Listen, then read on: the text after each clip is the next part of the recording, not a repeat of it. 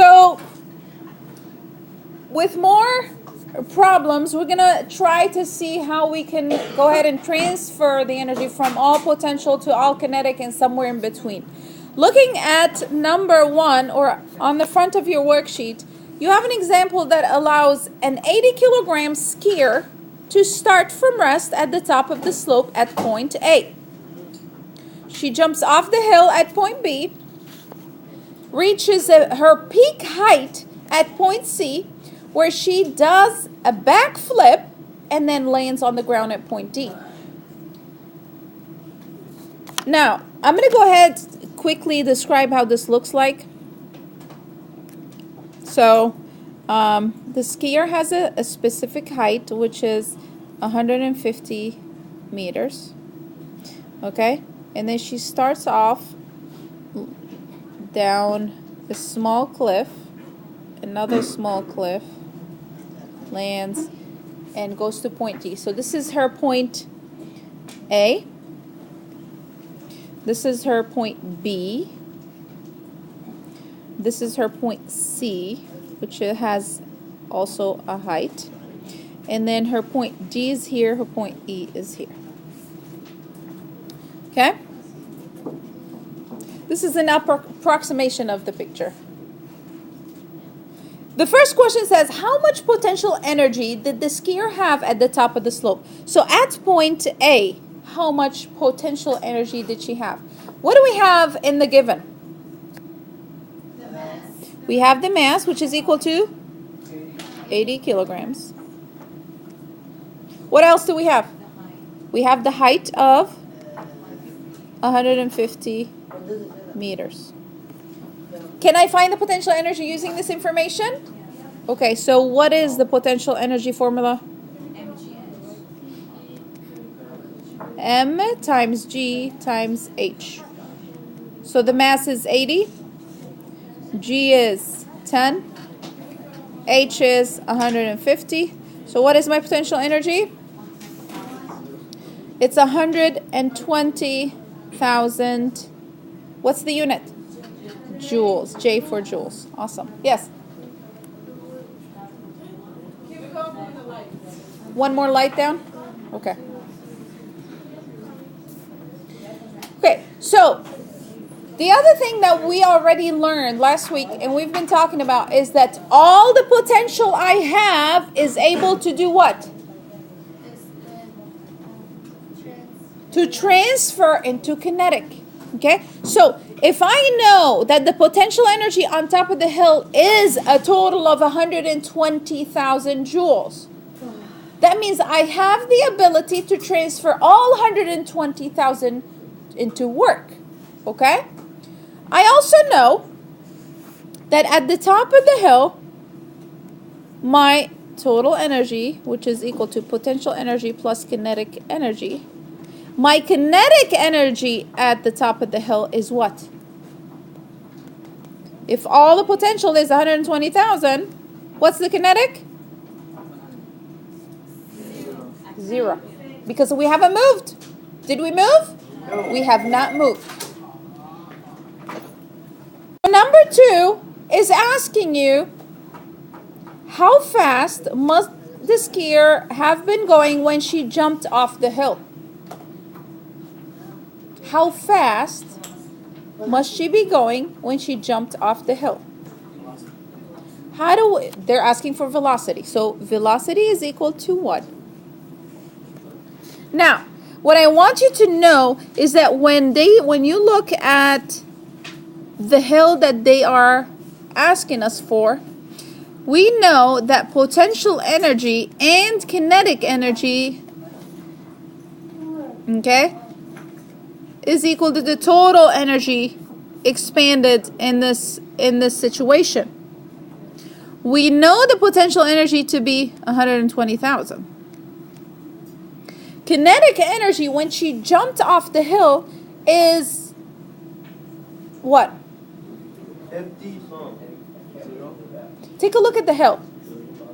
How high is the hill? 150. All the way on, she's not all the way on the bottom. There is a height on the bottom. So my kinetic energy at that point on the bottom is different than the beginning, than the top, because it has a different height, right?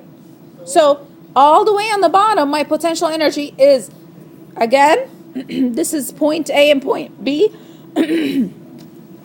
Potential energy at point B, which is at the bottom of the hill, is mass times gravity times height, which is same mass, nothing changed.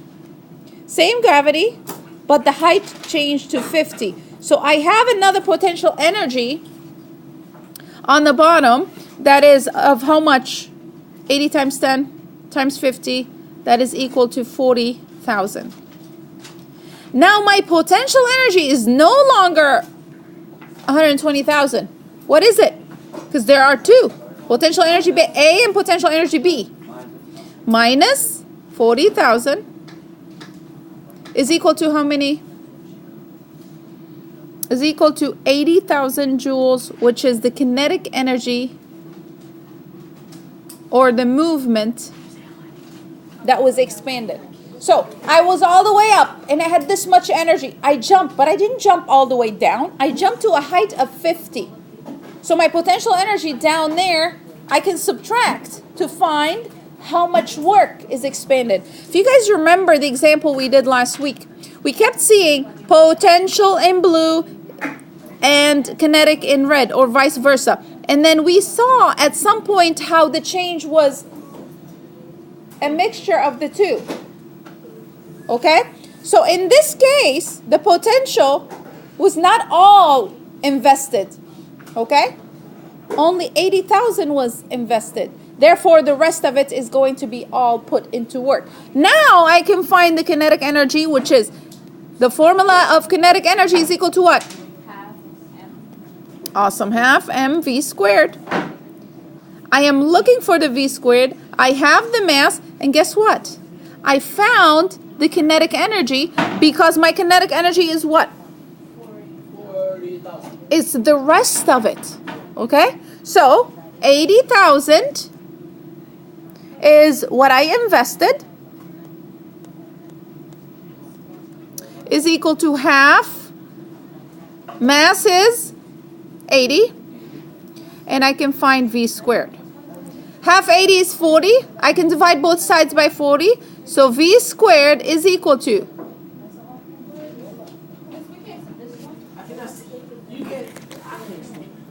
80,000 divided by 40 is equal to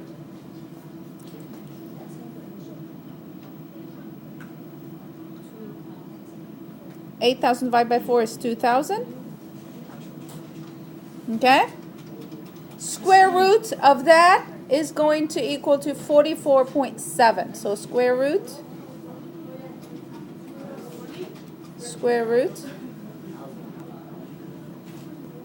and that is equal to, I'm going to squeeze it up here.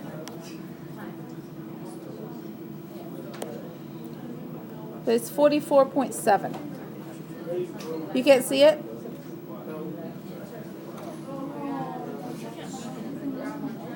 I apologize. I'm going to zoom out.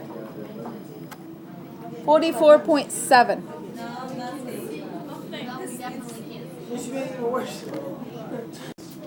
All right, so number 3 said her speed at the peak of her jump was measured to be 32 meters per second. So we did have a speed. How high must have been at the, or must she have been at the peak of her jump? Can we find how high if we have the speed? Okay, so if I have the speed, what information can I use? Which formula can I use?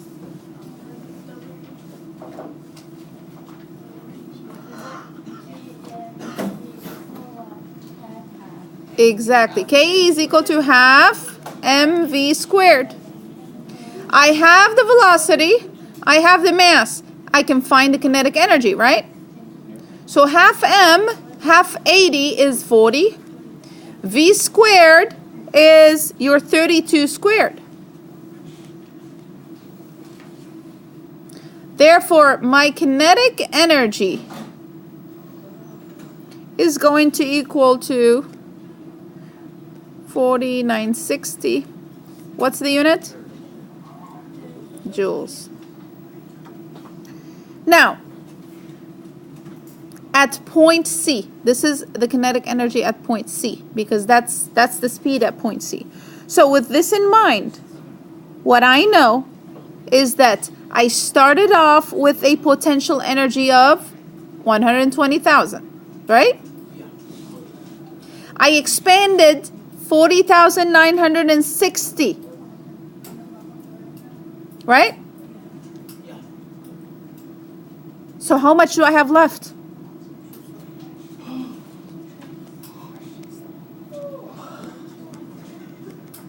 How much do I have left?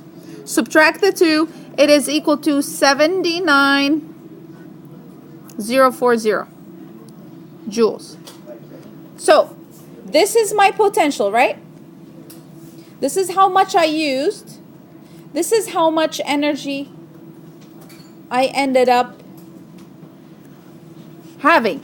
With this on hand, this is how much potential energy left, right? Potential energy left. Now I can go ahead and say my potential energy is equal to the mass times gravity times the height to find what? What are we looking for? Remember, the question was how high? Remember? Yeah. I have the potential energy left. I have the mass and I have G. Can I find the height? Yes, I can. So, 79040 is equal to the mass, which is 80, times 10 times the height. So the height is equal to,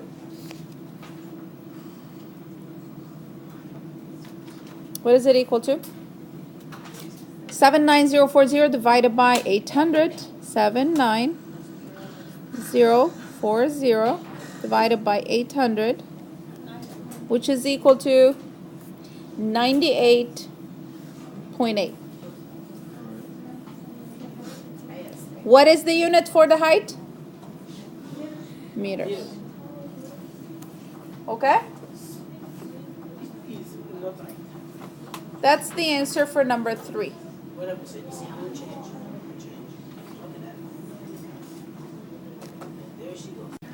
Okay, so number 4 said, how fast must she have been going when she landed at point D? Again, let's look at our formula that says my total energy is equal to my potential energy, okay, minus my kinetic energy, okay? That's the total energy. So we start off with a specific amount, plus the kinetic energy. So we started off with the 120,000, okay? Now, when I say she landed at point D, is there any height left? So what does that tell me? She used up all the energy, okay? So can I find out how fast she was going? Yes, I can. So I say 120,000 is equal to 1/2 mv squared to find my v, how fast. The mass didn't change. Half 80 is what? 40, so 120,000 is equal to 40 v squared. V squared is equal to 120 divided by 40, which is equal to 3,000. Now I can square root both sides to get rid of the squared. What? You said you can't put it on the final. I can't? Yes, I can.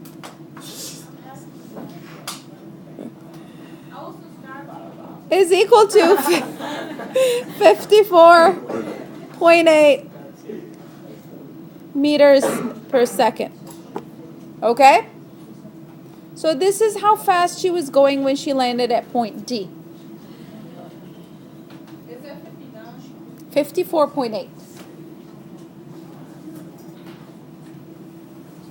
Now, number 5 said, if she came to rest over a distance of 250 meters, they gave us a distance of 250 meters.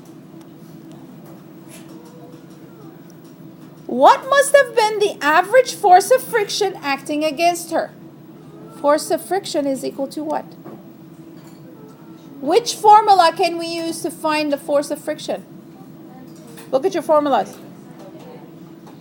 Work is equal to F times D. Awesome. What is the work done?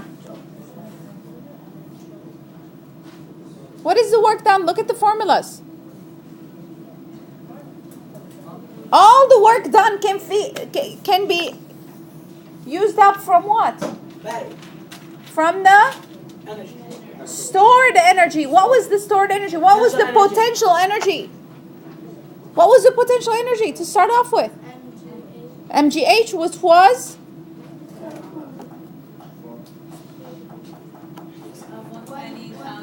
120,000. So we started off with 120,000.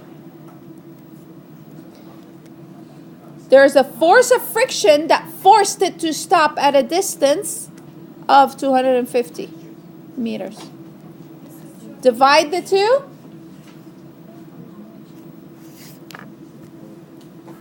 And that is equal to 480. What is the unit of force? Newtons. Any questions?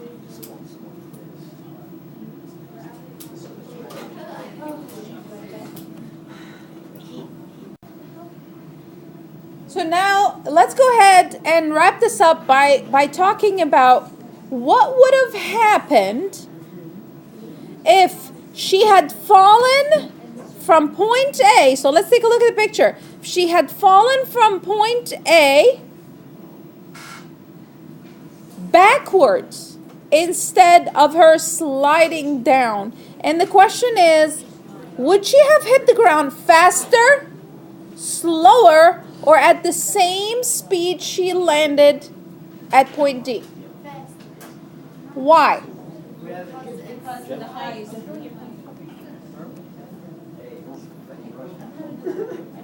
I want you to think a little bit. How do I know how much energy she would expand? So we know that MGH is equal to the potential energy, right? And then we said that MGH, or the potential energy at point A, was 120,000, right? The kinetic energy she landed with at point D was what?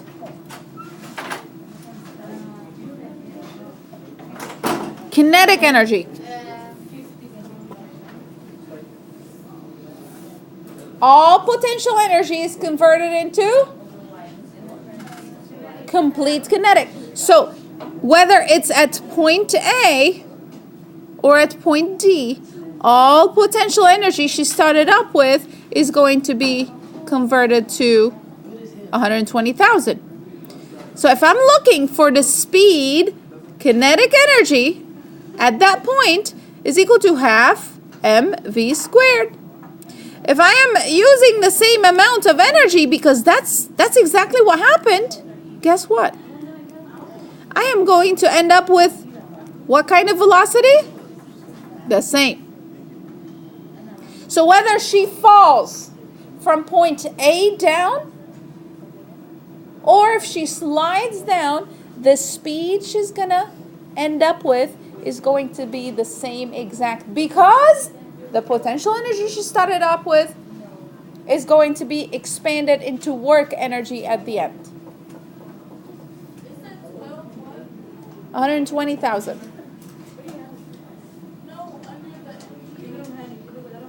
MG, right here?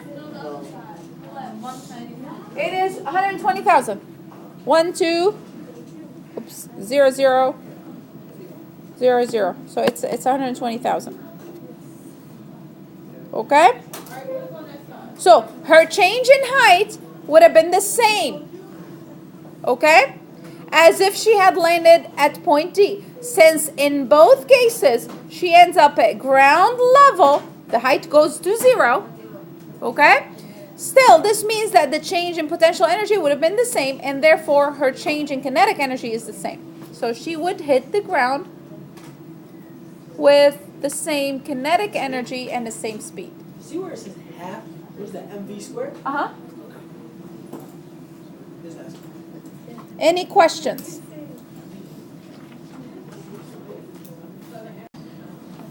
Okay, so on the front, we're still talking about mechanical energy, and the question is giving us small separate scenarios where we would have to fill in the table, the force, the distance, the work done, as well as the potential energy stored.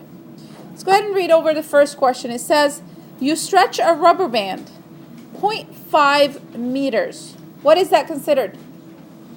Distance. It is a distance. So I can go ahead and put 0.5 meters over here. No. Nope. Where do I put it? It is at the distance, which is over here. Okay. By applying a 5 newtons force, where would I put that? As force. Underneath force. So that's my 5 newtons under force. Can I find the work done by the rubber band? Which formula would I use? Yes. Work equals force times distance. So work is equal to force times distance. My force is 5 times my distance is 0.5. So that is equal to 2.5. What is the unit? Joules. 2.5 joules. Okay? So with that in mind, what is the potential energy stored? Okay, so we can say mgh, okay? Or we can say it is the same as the work done, okay? Because if I didn't have that potential energy, I can't do the work. It's kind of like Masay trying to push all these 5 tables at the same time. Okay, if I don't have the potential energy to push them, I'm not going to be able to move them. I have to have it stored to complete the work done. And the work done is how much force for however distance I'm going to be able to push it. Okay, so what would that be? The potential energy stored? 2.5 joules. Awesome. Okay, so let's go ahead and take a look at the second question. It says you pull back on a water balloon launcher a distance of 3 meters. So that is your distance. In doing so, you expand 250 joules of energy. So what would that be? That's your potential energy, 250 joules. What else can I consider this?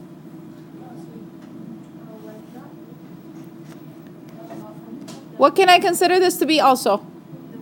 The work done. Awesome. 250 joules. Can I find the force? What's the force? Okay, so we can use that same formula we used up here. I'm going to switch the color and show you. We can use this same formula to plug that in and say, okay, so in order for me to find the force, I am going to find the work, divide that by the distance. My work is 250. My distance is 3 meters. What's the answer? 83.3. What's the unit? Newtons. Okay? All right. So again, I can go ahead and do the following problem, which explains to us that in this situation we have a machine that compresses a spring with a force of 5,000 newtons. And when we say compress, is it pulling apart or pushing together? Pushing together. So we're going to see a smaller number, not a bigger number, right? So let's take a look to see if that's accurate. So machine compresses a spring with a force of 5,000 newtons. What is that? Force. That's your force. 5,000 newtons. Giving the spring a potential to do 3,000 joules of work. So that's your potential energy. And the work done also. Awesome. 3,000 joules. And the work done is also 3,000 joules. Okay? Can I find the distance? How do I find the distance? I'm going to do the same thing I did over here and here. And I am going to rewrite the formula to find the distance. Distance is equal to? Work divided by force. Awesome. Work divided by force. What is my work? 3,000. 3,000 divided by 5,000. 5,000. What is that equal to? 0.6. So what does that tell me? It shrunk smaller to a 0.6 distance. What is the unit? Meters. Meters. So 0.6 of a meter. Okay? So, last one, it says you slide a box across a floor doing work against friction with a force of 100 newtons over a distance of 5 meters. So, what do we have given? So, again, I have a force of 100 newtons. I have a distance of 5 meters. Can I find the work done? 100 times 5 is equal to 500 joules. So what is the potential energy? Same thing all over again. 500 joules. Awesome. Any questions? That's the table on the front page. There's another table further down that talks about potential energy. Let's go ahead and do that as well. Okay, so that the box is asking you to answer these two questions, but let's go ahead and put in our formula first. What is the formula for potential energy? MGH. So you have mass, gravity, and height. What is mg considered? M times g. M times g is the force of gravity, right? F of g. Okay? Okay, so you lift a 50 kilogram object up a distance of 3 meters. So what is the 50 kilograms? It is mass. That's your mass. 3 meters? Distance. That's your distance. Okay, so I can go ahead and put 3 meters here. How do I find the force of gravity? Awesome. M times G, which is equal to 50 times 10, which is 500. What's the unit? Newtons. What is the work done? W is equal to?